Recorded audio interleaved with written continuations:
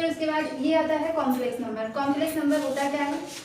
हाँ, complex number होता क्या है? z equal a plus i b या फिर x प्लस आई वाई ऐसे होता है। ये x क्या होता है? रियल नंबर होता है और ये i है, तो i क्या होगा? इमेजिनरी होगा, इमेजिनरी नंबर। रियल को वास्तविक नंबर भी बोलेंगे, वास्तविक संख्या, और ये काल्पनिक संख्या, काल्पनिक संख्या। ये किस फॉर्म में लिखा है? एक ये स्टैंडर्ड फॉर्म है, इसका सही नाम होता है Cartesian form. Cartesian form, Cartesian form बोलो या फिर बोलो स्टैंडर्ड फॉर्म, स्टैंडर्ड फॉर्म या फिर रेक्टेंगल फॉर्म, रेक्टेंगल फॉर्म। अगर कहीं भी ऐसा लिखा मिल रहा है 3 + 2, ये क्या है?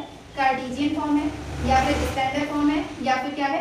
रेक्टेंगल फॉर्म है। ठीक है, एक ये मिलेगा और एक दूसरा मिलेगा polar form, polar form, Hindi में ध्रुवीय,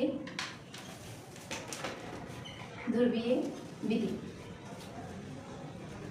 ध्रुवीय विधि में कैसे लिखा जाएगा?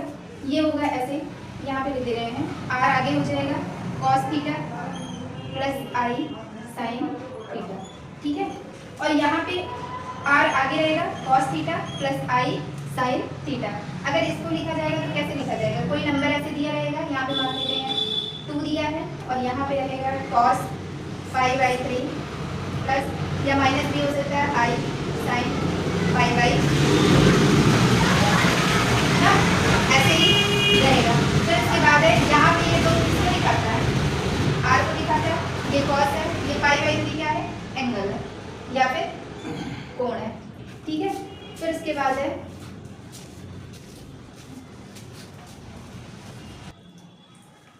फिर उसके बाद 2 हो गया था, तीसरा है यूलर फॉर्म। अगर कोई भी नंबर ऐसे लिखा है और उसके साथ इमेजिनरी है तो वो क्या है? यूलर फॉर्म है। और r क्या है? यहाँ पे रियल पार्ट है या रियल नंबर है।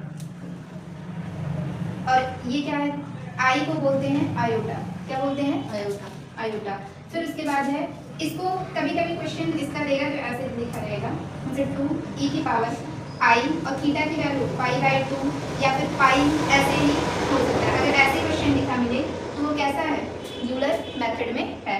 फिर उसके बाद आता है डी मॉर्गन्स थ्योरम। ये क्या होता है? एकदम पोलर फॉर्म की तरह ही होता है, बस उसकी पावर क्या होता है? n होता है। जैसे कि r cos थीटा प्लस आई साइन थीटा। उसके बाद इसकी पावर हम क्या लगा दें? n लगा दें। और इसको लिखने के लिए ये n यहाँ पे चला आएगा तो r की पावर n होता है। ठीक है, हम लोग पढ़े हैं जैसे 2 की पावर यहाँ पे मान लेते हैं यहाँ पे 2 की पावर 3 और उसकी पावर 2 है, तो इसकी मल्टीप्लाई इसके साथ होती है, सेम इसका मल्टीप्लाई भी r के साथ हुआ है, लेकिन cos के साथ नहीं होगा। cos की पावर n नहीं जाएगी बल्कि cos n थीटा लिखा जाएगा और i sin n थीटा लिखा जाएगा। ये क्या है? डी मॉर्गन्स थ्योरम है। ये इसके एग्जाम्पल भी मिल सकते हैं और इसके एग्जाम्पल भी मिल सकते हैं और क्या कहते हैं, ऐसा हो सकता है। तो फिर कुछ हम एग्जाम्पल की तरफ आते हैं या फिर कुछ इसमें और बताना चाहेंगे। यहाँ पे फिर उसके बाद आता है, अगर किसी की पावर अगर यहाँ पे ऐसे लिखा है -5, तो अभी तक नहीं देख रहे होंगे। अगर ऐसा कुछ लिखा है तो इसका मतलब ये लिखा है 5i। इसका मतलब क्या लिखा है? 5i। और यहाँ पे होता क्या है? अगर i² यहाँ पे लिखा है तो इसकी वैल्यू क्या होगी? -i। रूट में नहीं होगी, ऐसे ही होगी क्या? -i। और अगर यहाँ i³ लिखा है तो इसका मतलब ये क्या लिखा है? i², इसको हम लिख सकते हैं × i। यहाँ तक किसी को दिक्कत?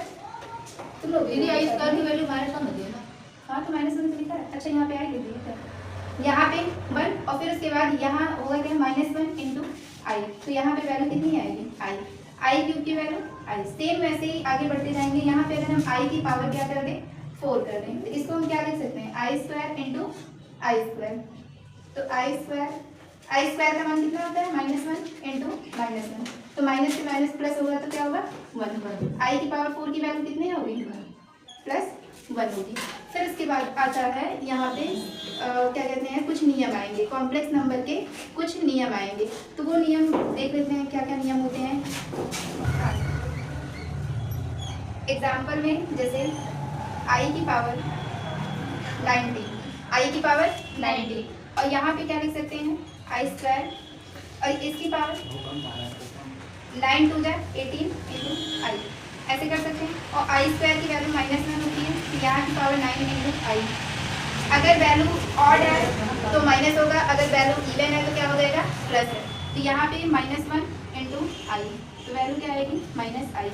ऐसे मान लो कोई और एक आध एग्जाम्पल लेते हैं, आई की पावर 32, तो यहाँ पे क्या आएगा आई स्क्वायर, और यहाँ पे 16 हो गया 32, तो आई की पावर 16, सॉरी यहाँ पे -i और 16, तो आएगा कितना यहाँ पे +1, क्योंकि ये पावर कैसी इवन थी, और यहाँ पे पावर कैसी थी ऑड थी, सम या फिर विषम थी।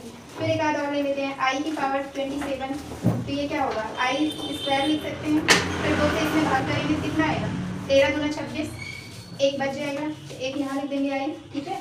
तो यहाँ पे आएगा क्या -1 और इसकी पावर 13 इंटू आई, तो -1 और यहाँ पे कितना है 13 है, तो 13 क्या है ऑड है या फिर विषम है, और विषम की वजह से क्या आएगा माइनस, तो -i, ये क्या आएगा आंसर आएगा, ठीक है।